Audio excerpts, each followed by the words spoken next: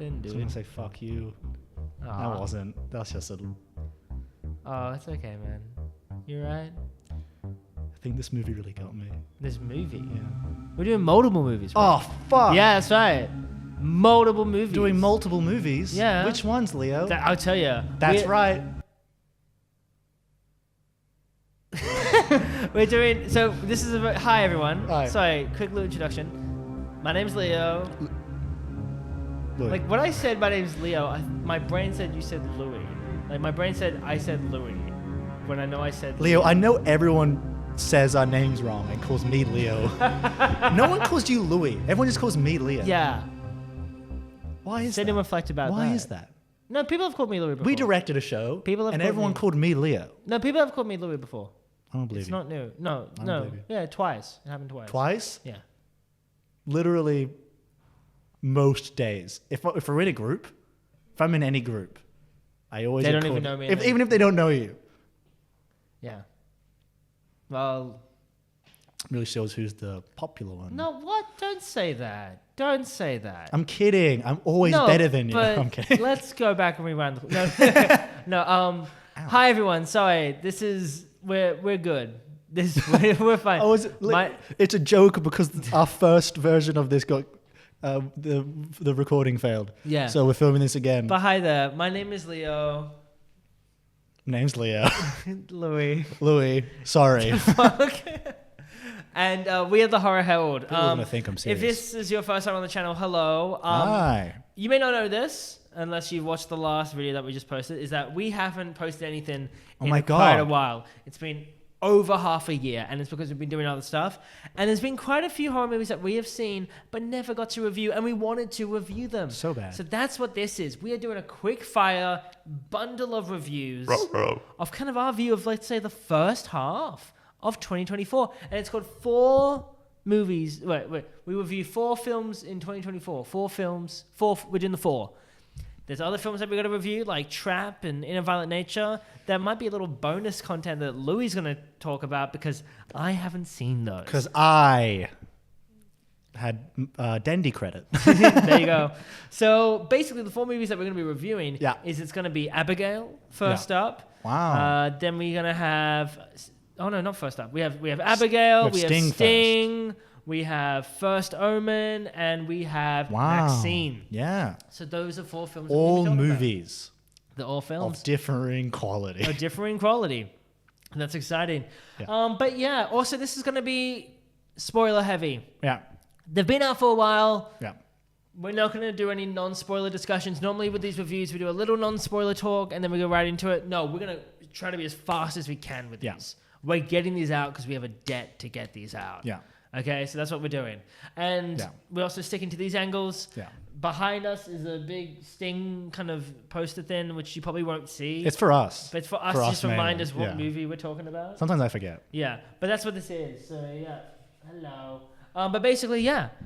Without further ado, let's get started. Now, let's talk about Sting. Sting is our first one. We watched this at a special screening. We did. At This the was Ritz. this was a very. There's a special- photo of us on the Instagram. There it is. Yeah. Louis, if I remember to put it up. Yeah. We got to see the director, the stars of the movie, which were pretty fun. Yeah. So let's just say there's a bit of bias in. I will say. There's no bias. No, but I was gonna say that we had. Like, we had a good compared experience to the actual watching quality this of the movie. film, Yeah. the experience was like so much greater. Yeah, we were watching We had a full It was of old people. It was a lot of people in it. It was for Fantastic Fest. Yeah. Which is something that we did the year before. We saw Infinity Pool. Infinity Pool. I feel like we go there and see one movie. I watched and that's New our turn. World. Oh, you see more. I watched stuff New then. World. Okay, well I see one movie. I wanted to watch Fantastic others. Fest. I just didn't have time. That's okay. But basically, it was a lovely event. It was at the Ritz, which is this beautiful theater in Randwick in Sydney. Yeah. And it was a wonderful experience. Yeah, it was a wonderful experience. And they decorated like the outside of it with webs and a spider ginormous webs. spider. And there was a Q&A afterwards, and Yeah. it was lovely. And what was really special is, I'll get this quickly out of the way, is the director, you may not know this, the director for Sting, he directed Wormwood. Yeah. And Wormwood 2. Wormwood Apocalypse, and those are they're Australian movies. And this film, it's an Australian production, but I think it's made in Australia. Yeah. But I think it was it was licensed maybe by a US company or something. I don't know, because it's got theatrical distribution worldwide, and it's meant to be set in the US. So they were definitely thinking of an international audience in mind, instead of like Wormwood, which is very Australian, even though it's not distinctively Australian. Yeah. The characters are all Australian. But this is very special because the director who directed this film, he came to my university and we did a viewing of Wormwood Apocalypse, which is the second Wormwood film. And he talked about, and this was 2 years before the screening, he talked about him making that opening scene and him like he's doing a film at the moment. He was talking about, I'm doing a film at the moment about a spider. So going in to see this film was it was very special because it was like, I was there when he was talking about him working on it and writing it, and it was cool to see it come to life, which was lovely. I mean, that's one of the positives I'll get to. But it was just a lovely experience just seeing, this is an Australian filmmaker making a film, bringing people together. It was inspiring. The film, though, we'll discuss. But I think we both agree that the experience was wonderful. Great and we were experience. glad that we were there. Yeah. And we're glad that we were seeing this film because we were thinking of maybe not even doing it. But yeah. But we just did. It was what sting. Anyway, I don't know remember this why. is the most we're going to blab on before Yeah. we get to a review, mainly because this is like the most special time we had out of all 4 films. But going right into it, let's go into the positives. Should I start us off, or do you No. want to start us off? You go. Okay, I'll go. If I was to give some positives, I think the comedy is good. Yeah. I think this is a Very very funny. like, it's not a light, like it goes dark. Yeah. Like not insanely dark, but like there's some gruesome kills. But it's It's got a like child a- at its center. Yeah. It's about a family. The director said he based it on his own like family, because he's got a stepdaughter. Yeah, and I've seen like Wormwood Apocalypse, and Half this seems like a stepdaughter. very thing that he does, where he does lots of kind of like that was like a horror action film, but it had a lot of comedy to it, and there's a lot of comedy and heart to this film, and because it's set inside an apartment complex, there's always these different kind of characters. There's like a scientist who's very like not say one dimensional, but like he's one tone. one tone, and kind of makes him funny. And then there's some like an older lady who has dementia who we shouldn't laugh at, but like There's the Russian auntie who brings a good energy, but it has a good. It's a fun movie, and the comedy really helps make it fun. And I think it's a good, enjoyable time with a group of a lot of people. Yeah. And I think it's fun. Good ensemble in that way. cast. It's fun in that There's way. the Exterminator. Yeah. He was classic, funny guy. Yeah, I think that, in that talking about that opening is kind of cool. Yeah. Like I really like that opening where Because it's in the middle of the movie. it's you don't realize it's in the middle of the movie, but it is in the middle of the movie, and it's this like exterminator who thinks he's going in for like a regular job, and it's this old lady who has dementia, who like calls in the exterminator because there's like rumbling in the walls, and he goes in, and then something grabs him. We don't say what it is. And then she like goes in and she calls for another exterminator, which is kind of funny.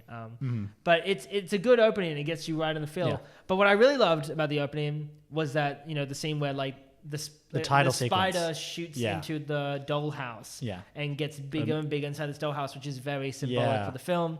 And which is really cool. That's the fun shot. Is that director who, when we came over to my university, he was talking about that scene and how he was making that scene. So it was really lovely to see.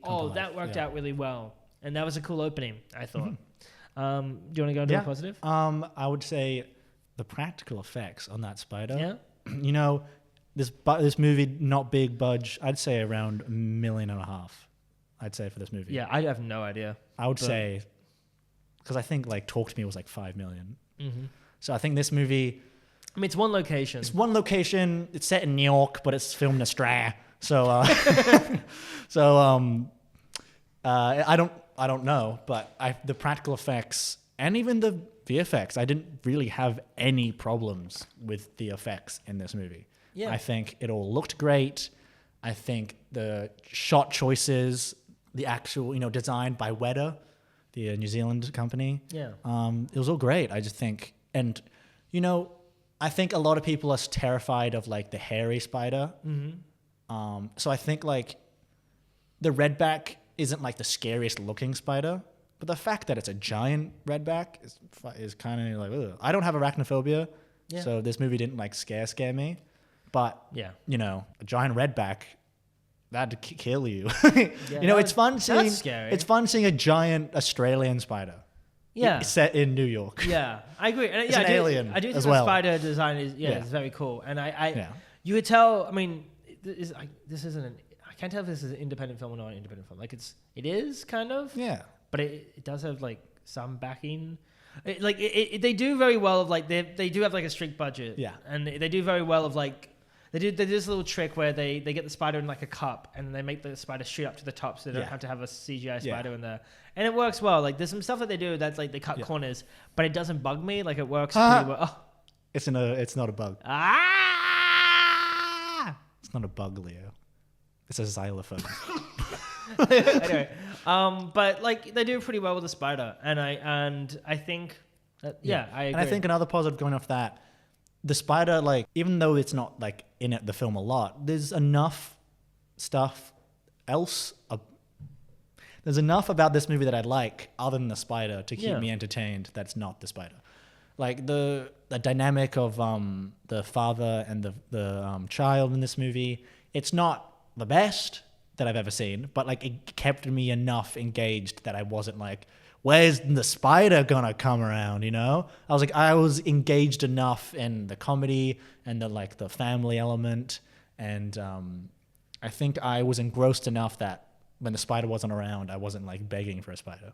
Yeah, no, I agree. Yeah, I think they did very well to have good family dynamics. Yeah. And that connects. I think there's a lot of likable characters in it. Like I don't think there's like a villain who's like mother, like grandmother or something like that, who's like the tenant. Yeah. But like David. Overall, it's a lot of likable people, which is good. And it's great not to have, because we're so used to in horror movies, everyone's a dick besides the protagonist. Yeah. And it's nice to have everyone's just people who are flawed, but they're working the best they can. And I do like that, that father, stepfather, storyline, because I think it's cool to have something like that. It's a bit refreshing because we don't always get that. So I think that's very good. And I think, and to know that's from like a real place, it makes it even nicer and makes it really good. But yeah, and on that, I think it's good acting from everyone, really. Yeah. I think, you never know what you're going to get when you have like a main character be a child. Yeah, especially Furiosa. Yeah. I haven't seen Furiosa. She's little Furiosa. I've got to see more films. But she was really good. She held the film really well. Yeah. And she was a powerhouse. And that's really great because, a lot of the film relied on her. Yeah. And she did great acting against nothing. She was a good, and she was a really good actor. Yeah. And that goes for most of the cast as well. Yeah. I can't really think of anyone that, there's a lot of people who are caricatures. Oh, yeah. Like, they feel like. This movie's heavy on, there's no depth. But that's what this film is. Like, it's not like, I don't hate it, but on the same time, you got to acknowledge that is what this film is. There's. Going back and forth between negative and positive, it's kind of like, I don't really hate much about this movie, but I don't love a lot about this movie. And I think, because we're going to be fast with these, maybe we should move to the negatives. Let's just talk back and forth about it. I will say, though, another positive before we get to that is I like the house and contained atmosphere. Yeah. I liked going to the vents and it felt cozy. The director said it was in a snowy location and it felt kind of cozy, so I like that. Yeah. And especially when we're all in cinema together, watching it felt nice and cozy. And also I like the spider can mimic. It wasn't just a spider. It could and make the little noises. It wasn't, it played around with some gimmicks. Yeah. But now moving on to negatives, it did feel kind of like stock standard. A lot of movies I've seen.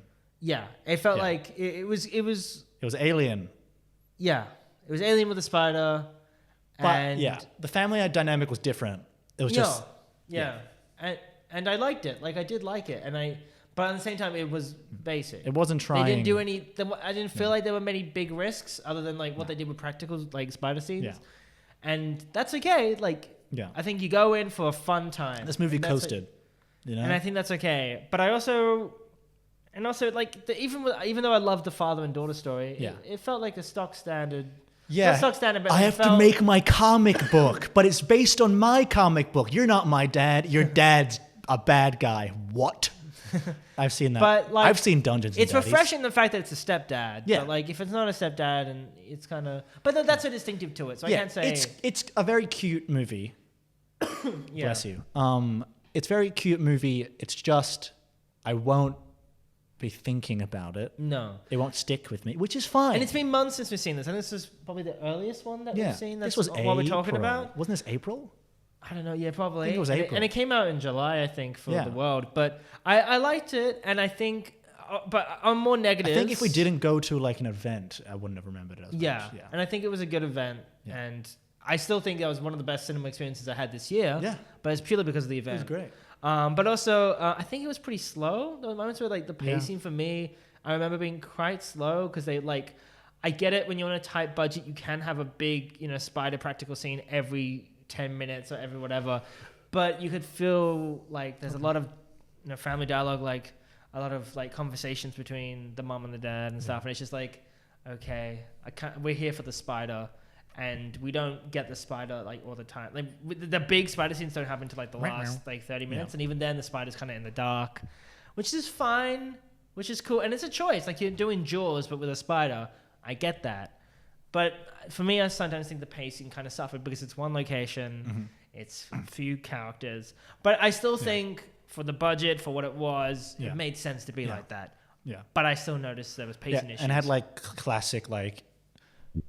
Person hides monster from other people, and then when they find out, they get defensive. It's very like Stranger Things season 2, monster goes out and like, why didn't you tell us about it? And then they get kidnapped, and it's like, oh, I forgive you 5 minutes later, even though it's your fault, but who cares? It's fine, but it's not bad. Like we don't hate it because of that. Bad. It's just that it's a fun movie. Like if you're not a horror fan and you want to go in and just watch a fun time with your partner, little funny little guy or whatever, go in and watch this one because it's fun. And I don't dislike it. And I will say the ending, it ends kind of, not predictably, but like it ends. No, it's not predictable, but it's kind of anticlimactic. The spider way, gets like crush the spider. Yeah. And then there's like the whole thing, like, oh, there's more of them. And I know they were teasing maybe aliens, it's a sequel. Stings. Yeah. But look, I think we can wrap it up now because we've got a lot more films to talk about, and we're probably going to talk about longer. But I'm going to say, I'll give my rating right now. I think it's a hey, it's fun. It's a hey, it's fun. It's fun. So I think it's the definition of a hey, it's fun. I think it's a very fun movie. And I think it's a fun film, worth a watch. Go watch it. Put it on and just, it's good. And yeah, I don't know. Just we enjoyed, like, I'll give it hey, it's fun and a half for the experience. Yeah. Like, for my Letterboxd, I give it 3.5, which is like, hey, it's fun and a half. Give it 3. But I gave it that because of the experience. Yeah. But if I give it just for review, it's like 3. It's like a hey, it's fun. And it is a hey, it's fun. I remember scenes from it, and it's been a while. I had a fun time with Sting. Yeah. He was really good in it. Yeah. Missed opportunity, but I get licensing. You probably can't get that song. But anyway, it was good. Cool. It was good. Okay. Alrighty. We're now moving on to Abigail. Yo, what? No fucking way. No way. You get ready for this. Whoa. Costume change. Black. Oh my God. Costume change. Crazy. Oh, there we go. So Louis looking all good now. So we're now reviewing Abigail, which is another old film, if you remember April. There it is. There's a theme here. Children. We hate children them. in horror. You got your kids in Long Legs. You got your kids in Sting. You got the kids in Abigail. You got the kings in First Omen. The kings? The cats in the cradle and the silver spoon. And thank God there's no kids in MaXXXine, but we'll get to that. But basically, so now we've got Abigail. Abigail, and remember, this is off our memories because, like, it's been a while. I ended up not writing a lot of notes. Yeah. I mean, I normally write notes the day of doing reviews. So, because we never did reviews, there was not many notes. If you don't remember, it was a Universal Radio Silence. Dracula's Daughter movie. Yeah. With like not high sentiment, but like a Scooby-Doo type. But basically, do you want to start off with cat and mouse chase, Abigail? I had a lot of fun. I think because Radio Silent, they can be pretty hit or miss with their films that aren't.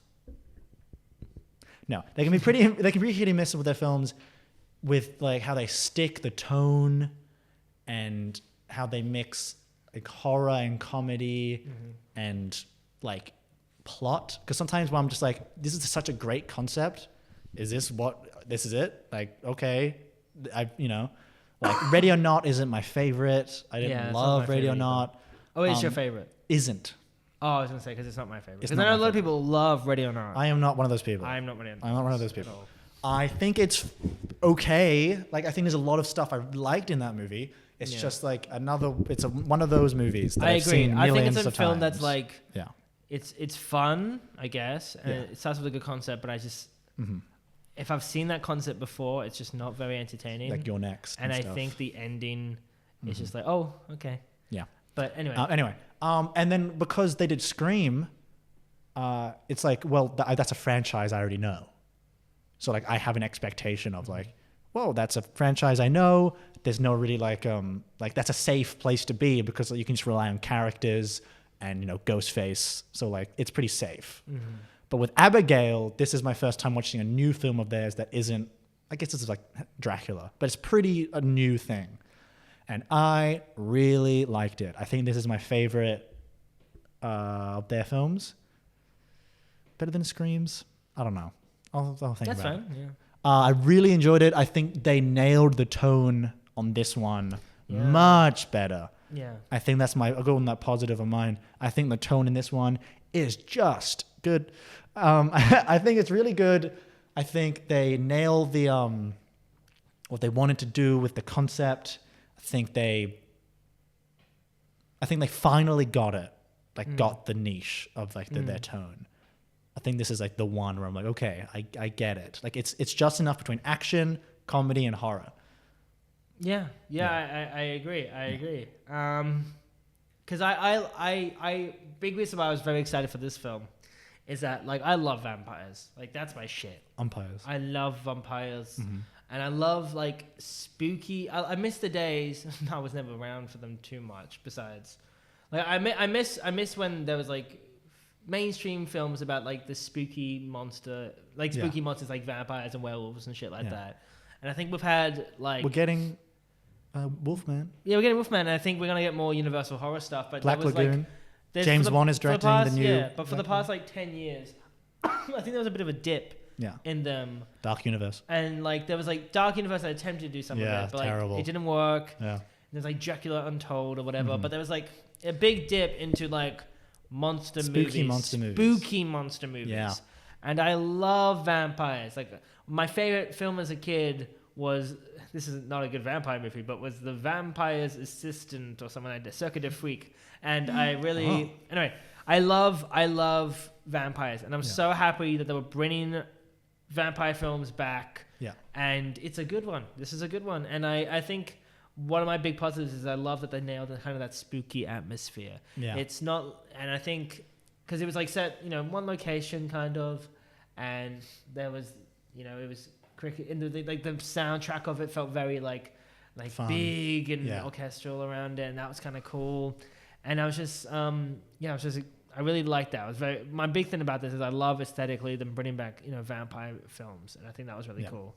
And I'll keep on talking. On the topic of that, I do like Abigail. I do like Abigail as a character. Yeah. I think she's played very well. Yeah.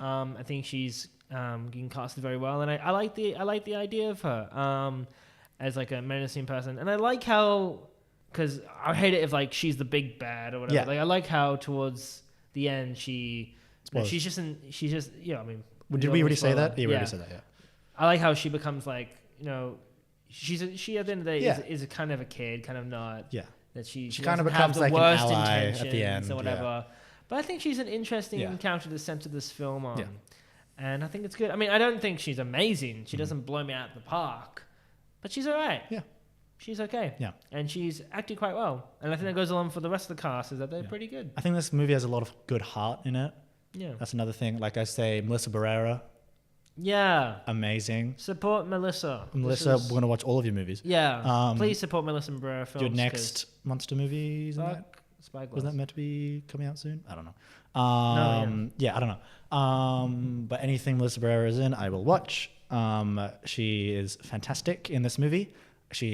Like seeing her in like a leading role that isn't like, you know, even Scream, you know, we had Jenna Ortega and stuff, but like this is like her movie. And I'm like, oh, this is so good because she can actually like do what she's best at, which is like action and like that kind of horror, like splat horror.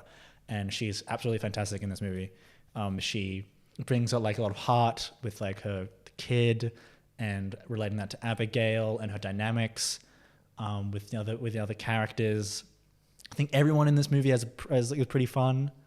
I'm just gonna keep talking. No, please. I think like everyone has a good dynamic with each other. You got the sniper, you got the big Russian dude, you got the officer, you know, the sketchy officer, and you got the hacker girl, and you got the guy who dies immediately, the guy from Euphoria. Oh, the stoner. Oh yeah, this was his last film. Oh yeah, this was his last film. Forgot his name. I feel really bad. I don't know his name. Not Marcus. Something. Yeah, I remember. Well, I know what you're talking about. This was his last film, so rest in peace. Yeah, and he did very well. I'd never seen Euphoria. This is my only acting role I've ever seen him in. So he plays kind of a very same similar guy. character. Okay, well you did not good. not the same guy, but like he's a very similar guy. Yeah. I think everyone hit that really good comedic dynamic. A lot of fun, like breaks in those dynamics when, like in the movie, when those dynamics would break and when they change, like with the relationship between the hacker girl and the big bro for Russian, like when they not broke up, but like when that dynamic broke, and that was like, you know, fun. Because this movie doesn't take itself too seriously, like it knows what it is. So when those moments happened, it wasn't like treated like drama. It was treated like funny drama. Like it wasn't like actual, like this is dramatic. It's like, no, this is kind of funny. So I really liked that. No, End of sentence. I agree, and I think the actors were good and stuff, and I think it was it nailed it being fun, you know, and it had the kills were fun, and I don't think I was going in expecting this to be a scary horror movie at all. But I was expecting maybe some bits that would scare me, which it never really did. Yeah. But I think the kills were fun. Like even the aftermath of kills, like someone coming in, someone's like heads being ripped off was kind of cool, and. Yeah, I think it was. Yeah, it had a good, fun atmosphere, and it was a good, contained horror movie. Yeah.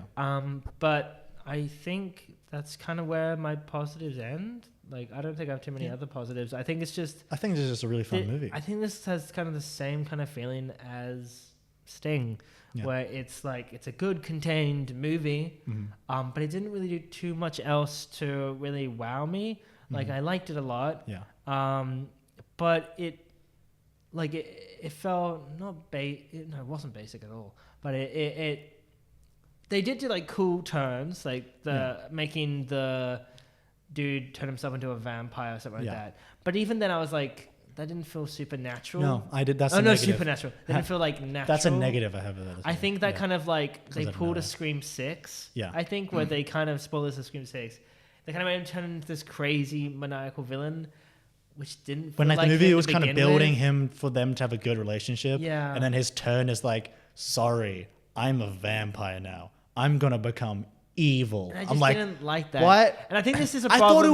I thought it was a joke. Like I thought he was gonna turn around and like kill.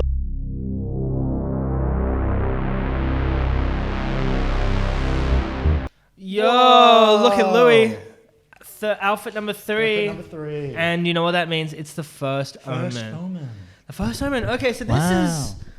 We feel particularly bad about this one because this is the one I think we said we would do right after doing the Omen. I think we said, oh yeah, we're going to do the First Omen. That's our next one. Yep. We did not. We did not do it. We did not do that. But now we're doing it. So we're doing what you want. Wow. Yeah, wow. So First Omen, get straight into it. Let's talk about the positives. So yeah, I loved the idea of this film even before seeing this film.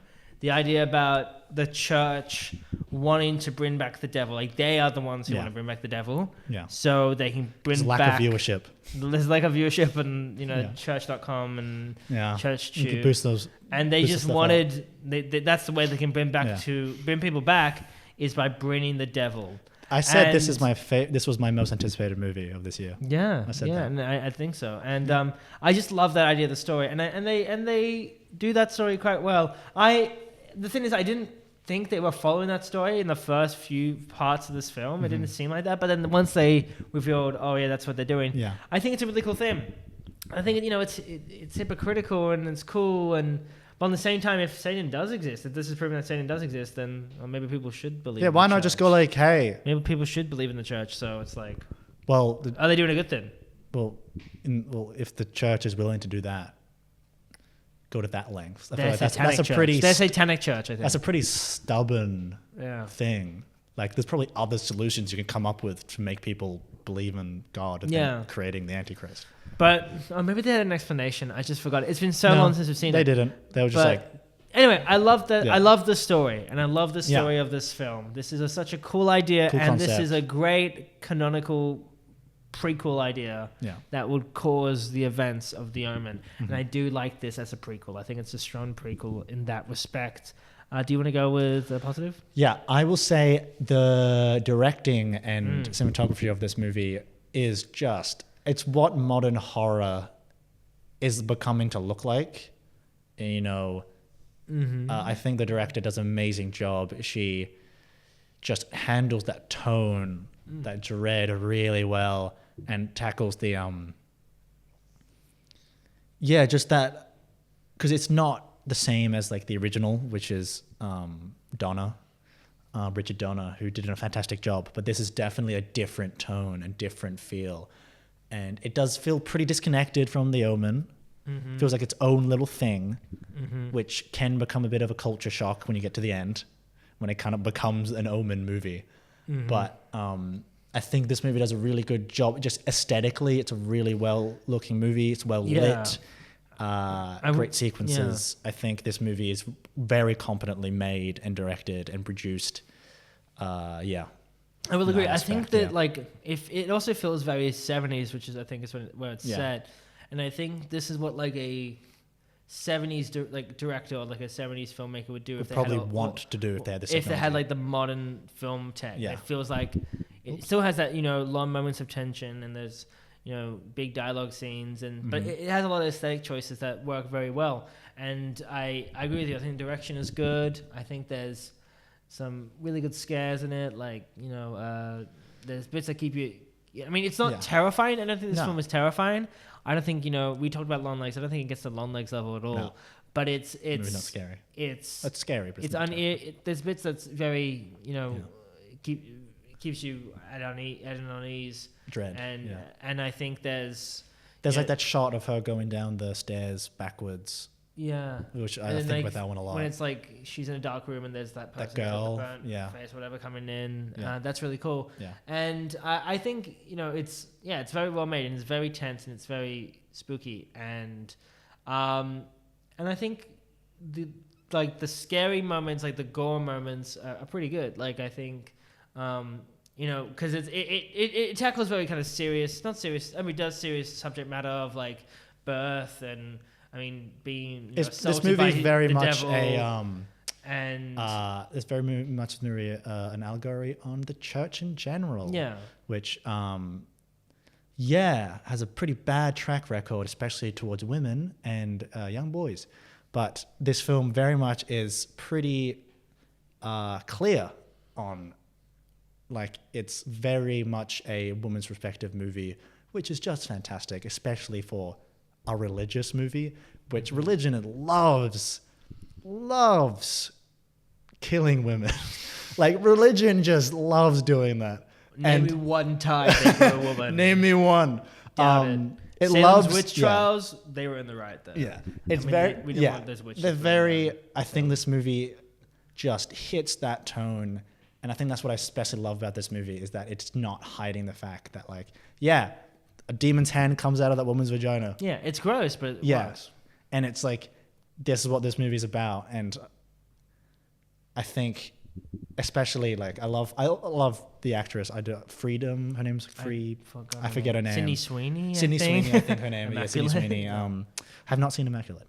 Me neither. Apparently, it's very similar. People keep on saying that, but I haven't seen it. I think she does a fantastic job of being a lead, but very reserved. You got the guy from The Vivitch, who plays the prequel to the second Doctor character. They're the same character. Yeah. He does fantastic. The main matron, I don't know her name, the church woman. Yeah. The nun, the main nun, the Silencio. Mother. Yeah. Mother. I think she does absolutely fantastic in this movie. I think everyone as an actor does really, really, really good job. I think I can't fault this movie in that kind of way. Yeah. No, I agree with you. I think good acting from everybody. Trying to remember what my Letterboxd review was because it was fucking like my Letterboxd review was massive. See, but I wish fucking remember. I was looking through because we haven't Yeah. like it's been a while since we've looked at these films. Yeah. And I used to be someone who actually like reviewed the films on my Letterboxd. Yeah. So it's like, oh great, I can look by my Letterboxd and remember what I said. No, I think I've done a thing this year where I've just made jokes or whatever. Like I think my review for this was like we're bringing back we're making it's like the ending. like we're bringing back a team. We're making a team. Yeah. So I was waiting because I don't remember like exactly. That's why I review. That's why I put because like that's where I put my review. That it's a review website. No, and my because like that's what a lot of for. people I know just like and that's fine. Review movies however you want, but they do a sentence, and I'm like, I have a bad memory. I need to remember how I feel, and a star rating isn't going to tell me anything. No, yeah, but I think there's distinctively two people who do Letterboxd reviews. People who do it for like an actual review for people that watch the review, and other people just do it because they know their friends are on, so they just want to say a funny line for their friends. And that's perfectly fine. And I think that's how it is. This is just how I need to remember movies because if I don't do a podcast on it, and I'm probably not going to watch Cannibal Holocaust ever again. I'm going to write what I felt about it. Please don't watch it. I watched it because of morbid curiosity. It's a terrible movie. Yeah. Hope you're okay, man. We'll discuss that after this. I'm just going to say Cannibal Holocaust. I'm not even going to put it... It's worse than Shit Show. Fuck off. Yeah, because I don't remember too much to say. I think we've kind of gone through everything. I remember more of my negatives on this movie than my positives. Sure. I mean, I'm done with my positives. I think the direction is good. Good story. Good grossness. The actors are good. Great good visuals. Great visuals. Yeah. Score. The score was good. Yeah. They brought back the theme. That was good. But even on its own, it's very like the whoo, and then like go over the city where it's like ooh. Yeah. Yeah. Yeah. But fun. Let's move on to negatives. I think I'll scatter that off. I had a big issue with the scares in this movie. Mm-hmm. I did not like this movie as a horror, I think it's a good spooky movie, but as the scares, it's a very modern take on horror. And what I loved, and you can quote me on this because I talked about it. What I loved about the original movie was when there was a scare, it like went silent and it was like, that's the shock. It's like, oh fuck, that guy died, and it leaves you in it. And it's like, shit. You know, like when the guy gets struck by that pole, or when a guy loses his head, or when they fall, it's like a dread. This movie, it's like, what if we did those, but jump scare noise, loudness, and it kind of takes away from the impact of the actual scene. And I'm like, this, and I got so disappointed, like, when the nun jumps off the building and sets herself on fire, I'm like, this is just the kill from the first one, but it's on fire. And I was like, we're just doing that again, but she's on fire. And when the scare is when she's in the dark room and the woman who's burnt up, the same woman, like walks up to her. I thought if that scene ended 10 seconds before, I think if she just stayed in the dark, walked a bit closer, and you could kind of see the burns. They were like, no, let's have big, scary noise. She walks up and you see the whole thing, and it's like, oh, it's no longer a scare now. I can see the whole thing. My imagination is very much just there, and it kind of takes me out of it. Mm-hmm. And I feel like this movie excels when it's putting its faith in just still shots. Like there's like great, when the candles make the mouth, when she's just walking down the street, when the woman like walking down the stairs with the wind blowing on her. I think a lot of that is just absolutely fantastic. And I think this movie just has the modern day problem of like loud jump scare noise and like, wow. And I'm like, fuck. I kind of liked the original one, and I don't like comparing it. It's just like, if this was a sequel to the original one, maybe I'd feel differently. But if this is like the prequel to that one, and I don't know, it just kind of feels like, we're kind of doing the same thing. That's why I loved her going down the stairs backwards so much, because like that's different, and there's no jump scare noise. It's creepy. It's unsettling. It's like, It's got the silence of the original one. but yeah, and also the reference to possession was fun. At the end when she's like giving birth and she goes, yeah, that was good. No, that was good. Yeah. Yeah, I agree with you. To an extent, yeah. I don't think it was like I didn't even think like the big kind of shocking opening when we like see him like walk out and he's like his head got split open. That priest dude and he turned around and his head was all bloody. Yeah, that was kind of cool, but I wasn't scared by that. I was like, oh, okay, yeah, cool. But I don't know. I feel like this film was more gross than it was scary. Yeah, like I think it definitely went for like here's the gross factor. Like, there was one scene in particular which I couldn't watch. Like I literally had to put my eyes away. But I think it's just what was the scene where like she has the baby in her hands and she's about to try to kill it. Yeah, and I was like, I can't with this. Like it's that. But that I think wasn't because it was a tensely made. I mean, obviously it was a tense fucking scene. Yeah, but I think it was just because the situation wasn't because of the artistry of like, you know, making like a tense, spooky scene. That was just a really like fucked up. I hope that doesn't, you know. Don't have to watch it. Yeah, but I think this film does a lot more gross. Tries to scare you by being gross rather than being necessarily unsettling. Like it goes for it. Yeah, like it goes big with the fire. It goes big with the like bang, the burns. It goes for that, which is like I don't hate it. Yeah. But it stops it from being really scary. Really scary. But I don't mind it. Yeah. And then I only have really one other negative, which is, I guess, the Avengers kind of ending was kind of cheesy. Yeah. This movie kind of went like, we're our own movie and we're doing its own thing.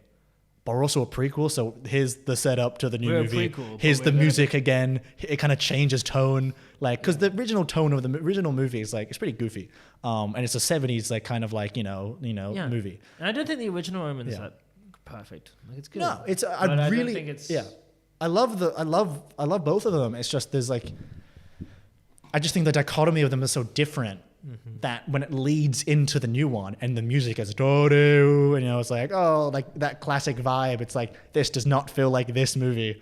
Mm-hmm. And then when it does the Avengers, like what's his name, Damien.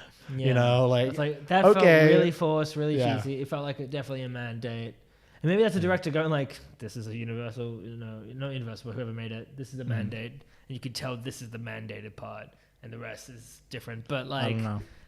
It didn't ruin the film, but it made me go like, oh, okay, we're gonna have another franchise, which I would still go and watch. But I'd love a prequel to the prequel. I'm kidding. Yeah, there's two kids now. I think I have one more thing, and I would have loved if this was explored more. The actual like church wanting to like make the new devil.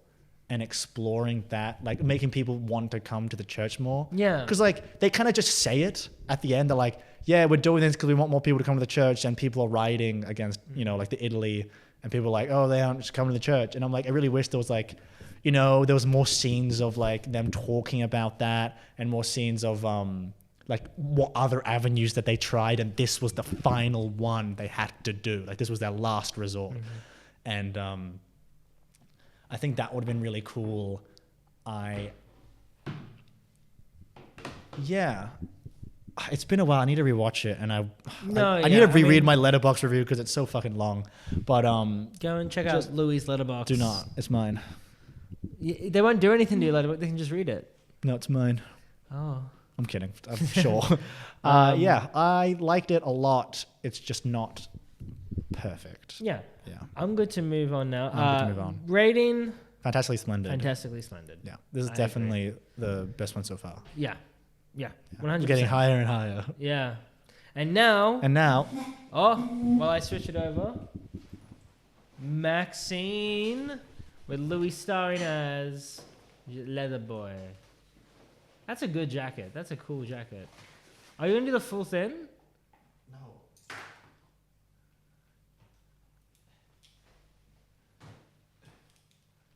Okay, yeah. There you go. I was going for the 70s aesthetic. Yeah, no, it works. It works.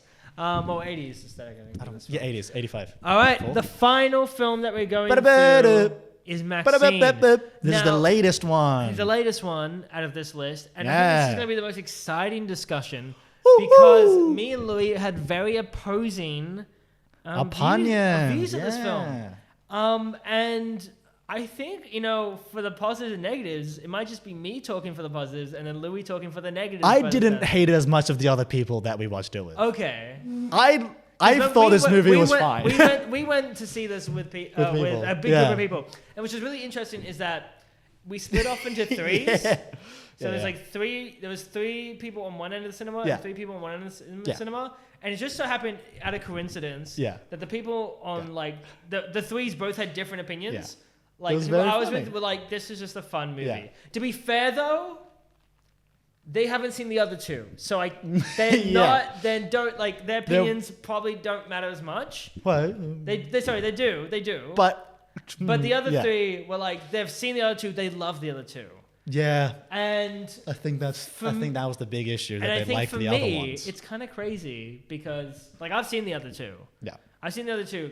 I've seen Pearl twice or 3 times. I don't want to spoil too much. I mean, Pearl's my favorite. Okay, well, if you said Pearl's your favorite, MaXXXine's my favorite. That's my favorite. I like the other 2. I don't love the other 2. No, I think X is fine, and I think Pearl is fantastic. I think this one. I think Pearl's my least favorite. Pearl's my favorite. I like Pearl's good, but it's not worth watching again for the. Have you seen it twice? No.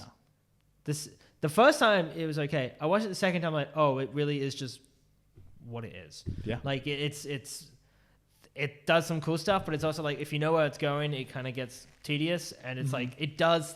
And listen, the critiques that Pearl gets is viable for every other movie as well. Absolutely. But I think this is not a perfect series. For Pearl, I don't want to shit on Pearl, but I didn't love it as much as the other 2. Hey, I like this. I like this film enough.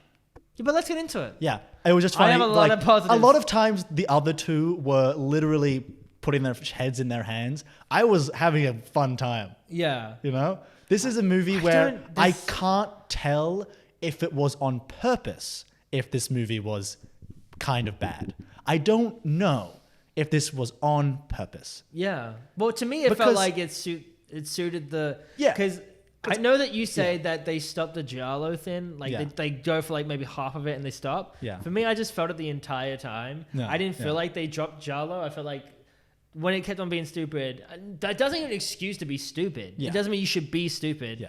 But I felt like it still had that theme to me. I don't think it ever lost the giallo. I think because I've been watching a lot of M. Night Shyamalan movies that I'm kind of getting into the stupid a bit more. Sure. So maybe I need to rewatch this again. All of these movies. Because the 2 people who seen with you, they hated the film. Hated this and movie. It's really weird because we all came out of the cinema. Yeah. And they were saying all these negative stuff about it, and none of it registered to me. There's oh yeah, that's a negative. My brain was like, oh, that was fine. Yeah. That was how it was. Yeah. And it's weird because I wanted to search for the negatives, but I just couldn't because I just had fun. It was just I wanted to. Anyway, we'll go to the positives, and then you'll see me just talk. You just see Louis talk about the negatives, and I'll be like, Aaron, not for me. And then that's how it's gonna be the entire time. But let's go to the positives. Also, some of these positives may just be for me. Yeah. Because I should say. All of these, Leo has written notes down. I haven't because I've forgotten. That's right. And that's not how my brain works. Yeah, I wrote them down really quickly before this, so a lot of it is whatever. So Liam might just have a better argument again than me. Well, I'll call up my. No, I don't think because I think I'm more in a minority. I think a lot of people. No, I'll get Maya to help me. Yeah, I think a lot of people were disappointed by this film, and I don't blame. I don't know. Just say your piece, Leo. Anyway, I think one thing that we can all agree is that the aesthetics were cool. Yeah. Cool aesthetics. I loved the feel of the 80s. I loved how. This was a dark 80s. This wasn't a nostalgic trip. No, this is a seedy as hell Hollywood. And it's cool to see that. It's cool to see, seeing the red light districts, the movie stores are cool, but having, that's what this film is good. That's what the series is about. It's about the main actress the main character is a porn actress. So it's to see that side is really cool. And I thought the aesthetics were strong, and I think the soundtrack that went around with the aesthetics was really good. It made me discover some 80s songs I didn't know, and I just thought that in general, that feel of it, that style of the film, substance is a whole other issue that we'll talk about, but the style of the film for me was there. and I loved it a lot. And moving on from that, because I guess we're on the topic, and I think this may be our first, fight over it. I think the giallo feel was great. I really liked the neon feel. People were complaining that the fucking, because spoiler alert, it's her dad who's the killer. Yeah. Someone was complaining that he was like kind of standing there during when was watching Mia Goth, MaXXXine dance, and he was kind of standing there in his big hood and hat, and he broke it, and that was so cheesy or whatever. I found that funny. I found that worked. No, that's the point. Somebody, I'm not going to say who. Somebody was like, it was like, why is he doing that? Whatever. Yeah. Very Paris, Texas. But it was like to me, that kind of I think the neon worked really well with that. The knife just coming out, just the slashing and hiding who the killer is. That shit worked really well for me, and I think continuing on that worked really good for me as well. And I kind of liked how it ends pretty, cheesily. It ends pretty big, but that's keeping in theme with that feel. That doesn't mean like the style shouldn't be more important than the substance of the ending of a trilogy. Yeah, I understand that. But for me, I thought it was a really strong style, and I really like the style of this movie a lot. Do you want to? Because we'll go to negatives, but you can say something. You can fight that. You're welcome to. I'll fight you on that. Yeah, fight me on that. I do think a lot of the giallo was fun. I love giallo. A big fan. So this film is like, what if we did giallo, but also use that as an excuse to not do much. And how I mean by that is the ending of the film is like the film didn't feel like it led up to it being the dad, but also who else could it have been? Because there's no other suspects that the movie tries to give it to you, but like in every giallo film, the killer is like random, like, oh, it's just this guy, and it's like, okay, that's kind of weird, but that's an active thing I don't even like about giallo films, and that's an active thing that this film is like, it's suddenly the dad. And then, but I feel like the dad doesn't fit in a giallo setting. Kind of fits it kind of feels like he's kind of out of place, and they kind of forced this character to be in a giallo setting. I would say, so this is fun. I'm enjoying this discussion. For me, I was different because my brain, the one thing I knew about this film going in was that it's predictable. It goes where you think it's going to go. Yeah. Now, my stupid ass in the film locked on, okay, I definitely think that person's the killer, and that's going to be them the entire time. I thought, and no one else, I don't think, thought this, and I get why, but I thought, okay, the director is going to be the killer. That's who it is. Did not everyone else is conveniently placed. Like, Kevin Bacon can't be it. There's all these other people conveniently placed.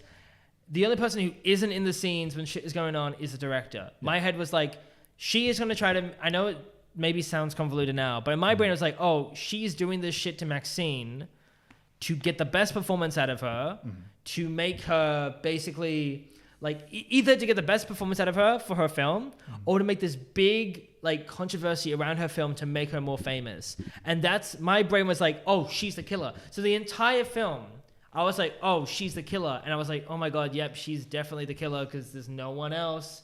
And then suddenly when they revealed the dad, I totally forgot about that in X. Like, I haven't seen X in a while. I forgot that he was even a character. Yeah. I knew at the start they established him. Yeah. But I was like, holy shit, this is actually a twist for me personally. Yeah. And remember, like, I'm giving this review of my personal feelings.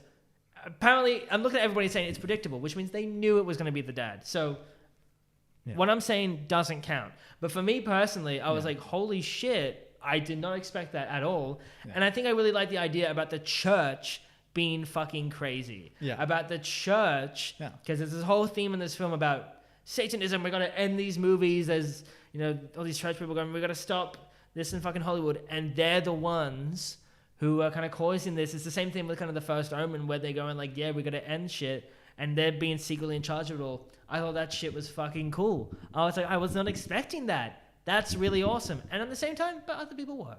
And this is just a personal take for me. So this entire review is, I think I'm more in the minority, so don't take mine. It's a review. I know, but for me, I was like, That's cool. It's I meant to be wasn't our expecting personal him. opinions. And it's still staying with the Jarlo thing where it's like the over-the-top fucking people who the church like, yes, we gotta tie him up and set them on fire. Like, that shit was funny and fucking over-the-top, just like Jarlo would be. And so I was like, yeah, this really works. This really works for me because I was not expecting that at all. Yeah. But that doesn't mean... I mean, other people did, so I don't... I forgot about the dad. And then when he was revealed as the killer, I was like, oh... Okay, so he's the killer. It didn't really feel satisfying in like the story of the movie itself. Yeah. Because there was no build up to him. I would agree with that. And the church, and then we have to make this film to prove them wrong. It's like, great, that's fantastic. It's just this movie just couldn't pick a direction to go. It had 5 different roads.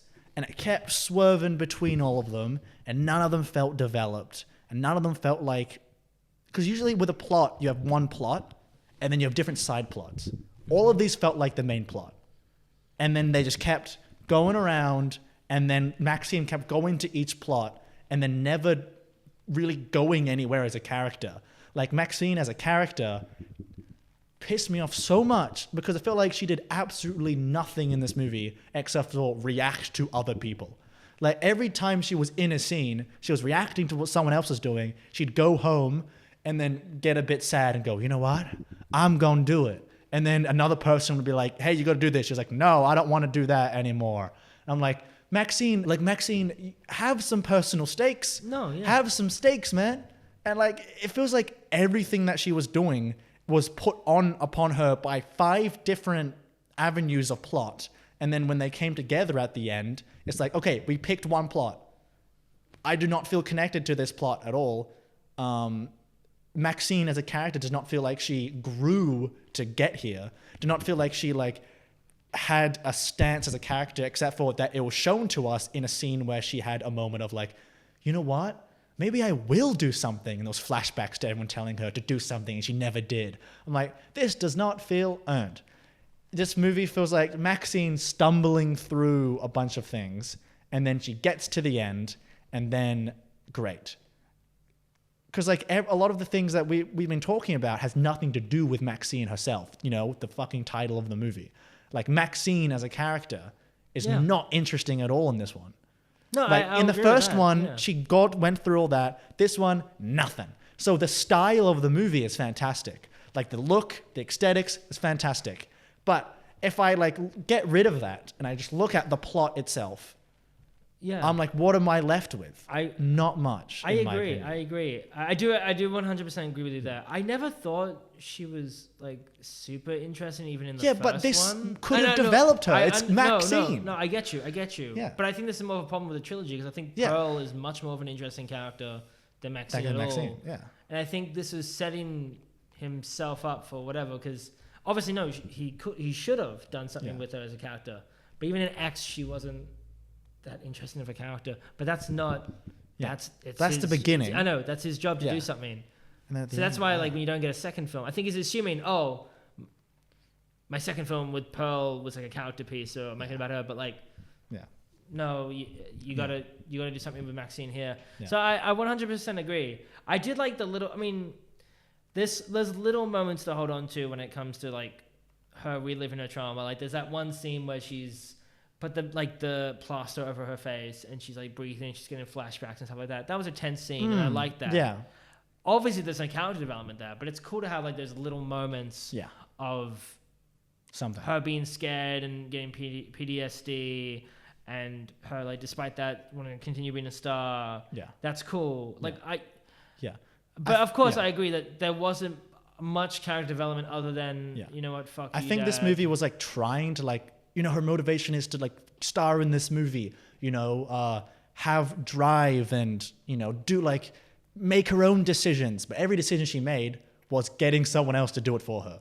And very much other people doing it. Don't worry, MaXXXine, we will kill Kevin Bacon. You just draw him in. And don't worry, MaXXXine, we'll do this thing for you. And MaXXXine kind of just coasts through it until the end. So that's why the father reveal didn't really feel that much because, it's like, I've been following you, you're doing all this stuff. And I'm like, okay, if MaXXXine dies, and I'm like, I don't really care. Like, I don't really like this character very much. And I think Mia Goth does a great job, but there's not much. I'm trying to. It's also been a while since we've seen No, but this. I get what you're saying, because I would say the big negatives. Yeah, she just feels like she's watching the events and watching the insanity. Yeah. She feels more like just an audience member who's watching the film with us than actually being in the film. So I agree. And it just so happens that, look, I'm not going to say this is a good film. It's not a good film. I mean, it's not a bad film, but like, it's a film that like. I love everything but MaXXXine, I guess. Yeah. Because, like, continuing the positives, I mean, I love fucking Kevin Bacon. Kevin Bacon is the best part of this movie. He's so good. He needs to pee the entire time. He's just holding in a piss, and he's just like... He's like that. Yeah. You know, he's the whole time he's like...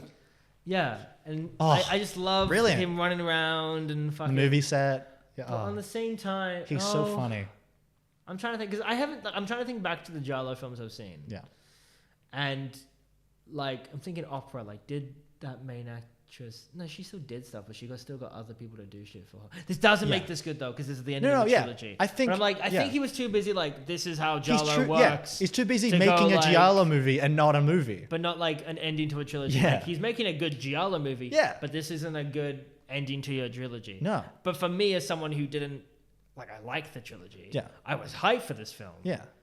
But I didn't love this. I thought this was going to be the one was like, okay, I'm actually going to really love this one. Because I think Pearl is fantastic, but this is a sequel to X, not Pearl. You know, this is Pearl. This is X to MaXXXine. So, but I will concede. I think, Pearl is definitely... I would probably say, while I had the most fun, if I were to say out of all three, I've had the most fun of this film, I can still say that Pearl is probably the best of the trilogy. Yeah. But I'll continue with some positives. Yeah, go ahead. Although, because I think we've equally I liked how we've equally gone from negative to positive. Obviously, I mean, the gore for me was really good. I really liked, obviously, the slashing scene of the guy in the video store, but also the fucking nutsack scene, iconic. Mm-hmm. I think the fucking, when his head's being blown off, like the dad's head being blown off. Yeah. I wish they did more of that, because the Max scene at the very beginning of the movie, she does that. You know, she makes that decision. She kills that guy. Or she steps on his balls. And then for the rest of the movie, she's kind of like... I think it would have been really fucking cool. I think it would be really fucking cool, because they cheated on, are we going to be doing like an alternate history movie, or like a movie that could fit with an actual history? Yeah. It would have been really cool to have that guy that the person that she stepped, like... Be the Night Stalker?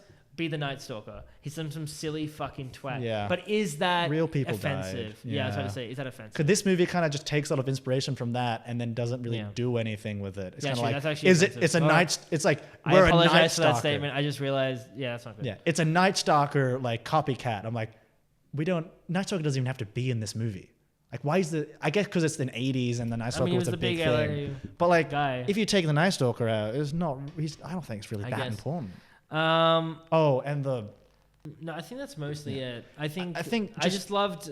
Yeah. I mean, I loved them running around in the movie set. And it was so funny. The Hollywoodness is great. I think I just love the idea of this film and aesthetics of this film more than actually what it does in a trilogy. Yeah. If I watch this by itself without caring about the trilogy, I love this film. This was a movie on its own.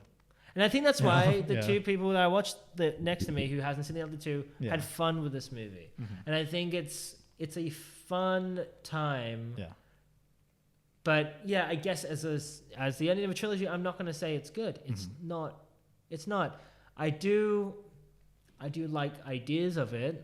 Of course, I'm talking about ideas here. It's not how it's actually executed. But I think I've enjoyed the style of this so much more than the actual substance of it. Mm-hmm. So I don't know. But I didn't hate this. Like how it ended is fine. It's a fine enough ending, and it's a fine enough. Yeah. I just didn't need her to die. I didn't need her to whatever. Mm-hmm. Of course, we wanted her to be more developed, but I never was attached to MaXXXine to begin with. So I guess I just wasn't expecting that. Expecting it, or I was expecting it. It was gonna have to happen, but I didn't. I guess I was so unattached to MaXXXine that I didn't care. Yeah, this And movie's if cold, I just had Maxine. fun, I know, and Yeah. I don't blame. But if I just had fun with this movie, Yeah, that's then I fine. come out going cool. Yeah. Because like, I don't know, and I know that's really shitty. If that's your best review, Yeah. that's not good. Yeah. And I'm not like, of course, I want this movie to be as good as it Yeah. possibly can be. Yeah. But it just didn't stop me from having fun with it. And now that we're talking, God, no, it's not the best in the trilogy at all. It's not. And I would still say that, I happily concede this is the worst of the trilogy. I can say that. I'd say I'd rather watch this movie again than the other two. Sure, yeah. Because I felt this is just an easy. Yeah, it's watch. an easy watch. It's easy fun. But I want to see X again because I haven't seen it for a while. And I was harsh on it. I mean, I think we did a review and we were not super harsh on it, but we said it was all right. It's pretty. Yeah, I don't really remember. We didn't say it was that good. No. But now it makes you go, I want to go back and see We never X. reviewed Pearl. We never reviewed Pearl. We'll rewatch them chronological order. Yeah. I think that's the best way to watch it. Yeah. Okay, more because I still have more. I think this movie flounders between, I said, like the plots, and then the ending just kind of happens with like. I think this movie flounders so much that the movie has to remind you that like there's a plot. Because at the end, she remembers her two friends going, "I'm going to a party up in the hills," Yeah, and it's that just shit like, was and then cheesy. I'm going to a party up in the hills, and Kevin Bacon's character like gives her a note and she does nothing. She doesn't do anything with it. Gia Esposito's in this movie for 5 seconds, like he is in every movie for some reason. He just shows up for 5 seconds. There are so many characters in this movie that show up and don't really do much. The ending is fun, but like we're just gonna end in a shootout. This trilogy is gonna end in just like a shootout, where she meets her dad. Her dad has a monologue at her. She then goes like. She's tied up to a tree and doesn't really say much. And then she just shoots her dad in the face after saying like 3 lines. I'm like, I kind of, wish there was maybe more there. Also, she shoots the guy in the face live on TV, pretty sick, but, kind of then like when What channel was that? When people would be like, that's kind of fucked up. Yeah, it's weird how she went back to just filming a film Yeah. after that and it was fine. And Which also made me think, is this actually how it ended? Like, it makes me think that yeah, I have she no just idea. Yeah. dreaming. And the director, I think she was good. I don't know. I just think there's so many things in this movie that just don't connect. I need to rewatch it because there's so many plots and points to this movie that it wants to make. There's the cop plot, there's a giallo plot, there's the devil psycho plot, there's the church plot, there's a Night Stalker. There's so many things going on that doesn't really pick one to focus on. The other friend dies for no reason. I don't know. God, I want to get the other two on the phone and just go like, guys, what did you guys think? Because I can't. It's been a while since I've seen it, and I haven't really thought about this movie very much. That's fine. And we've been talking about 5 other movies today, so I'm kind of. No, yeah, I'm happy to end it. So I'm happy to end it here. I did not really love this movie. I think if I watched it again, I think because I watched it expecting a good movie, that if I watch it again, I'm probably gonna have more of a fun time. Yeah. And sorry, I didn't mean to, like, I went and I was still expecting a good movie. I just remember I just had fun with it when I came out of it. And I don't, it's weird. I don't know how I don't think it's a great movie. Mm-hmm. And I don't think I love it as much as I did with the moment I came out of watching it. So, yeah, I don't know. I just feel, I think if I watch X again and go, oh shit, yeah, this is so much better, then it's probably going to go down. I just remember just loving that aesthetic so much. But at the same time, that's not what makes a good film. It's not the style, it's the story. Yeah. But sometimes I do love the style over the story if the style is so good and it's good enough that we know that the plot of the movie is not what it's going for. But I feel like this movie was going for a plot to the end of a trilogy. Well, I do agree. The Pearl is not, But like, I think this movie was actually trying to say something. And that's another point that I forgot about. A lot of scenes just have people saying, you know what they say, and then people just saying one-liners. And I'm like, this movie, I think it thinks it's smarter than it actually is in a lot of those points with dialogue, where a character's just going like, if you put a butt up a tree, it will explode. And MaXXXine going like, yeah, but if you put a butt up a hill, it'll roll down. And them going, well, you got me there. And I'm like, what are we saying here, guys? It kind of like that kind of back and forth, like kind of banter and then, and it's like, what, we're saying nothing. Cool. So yeah, and book a point for disappointment for me. Yeah. I guess for me it's a hey, it's fun, but not a hey, it's fun and a half. It's just a hey, it's fun. I'm up to rewatch any of these movies again though. Yeah. Change my opinion. Yeah, I think I'm more. Yeah. But look, that's us. That's us. We're done. This has probably been a done. longer video than we wanted it to be. Yeah, that's But okay. look, there you go. No, these are films. These are good films. Go and check them out. Go check them out. If you haven't already. Go watch Trap. Go watch. Yeah. Do you want to give you a little? Do you think we'll both ever review any of those? I don't know. I'll just say I your gave reviews. Trap 5 stars. Trap is amazing. So would you say it's classic? Trap is a classic. You would say it's a classic. Yes. In a Violent Nature is fantastically splendid. I think that's all the new horror movies I've seen. All right. Well, that's that. That's our Horror Herald official ratings because I don't Wahoo. think I'll be able to. I want to watch those too, but I don't think we'll be doing a review on those. So that's our ratings for those. So extra bonus. Leo thinks it's a classic. What What if you hate Trap? I don't think I'll hate Trap, but Yeah. that's us. That is it. Wow. We hope you enjoyed. We're back, baby. We are back. What's next? Are we doing Alien? We want to do Alien. Should we get more guests? We should get guests. Why not? We had your partner Guess for 1 the second. color of my underwear. You want to guess Black. what's going?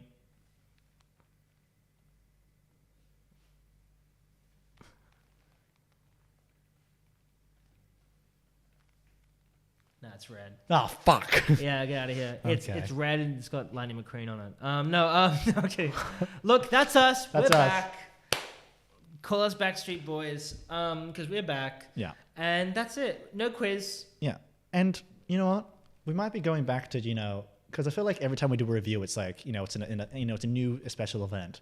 But I want to get back to just reviewing random shit. Because those are some just revisiting old classics. Yeah.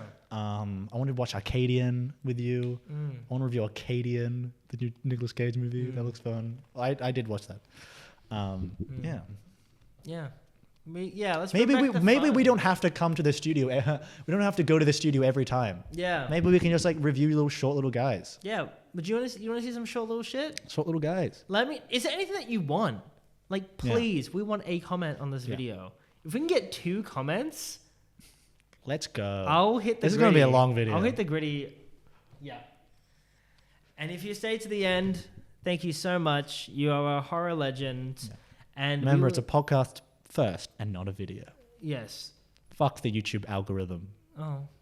It prefers shorter 10-minute Yeah. videos. Well, you can split these little bits into short videos. Anyway, No, I'm not doing the that. point is, have a good one. Thank you so much. Bye. And you know what? As MaXXXine always says, I'm gonna, We're gonna do it we're gonna do it right now. Habooey! She said that in the movie. What? I think she went you just gotta try your best. You gotta be your own star. And at the end, she's walking on the red carpet. She's you gotta do your best. You gotta believe in yourself because no one else will. Habooey!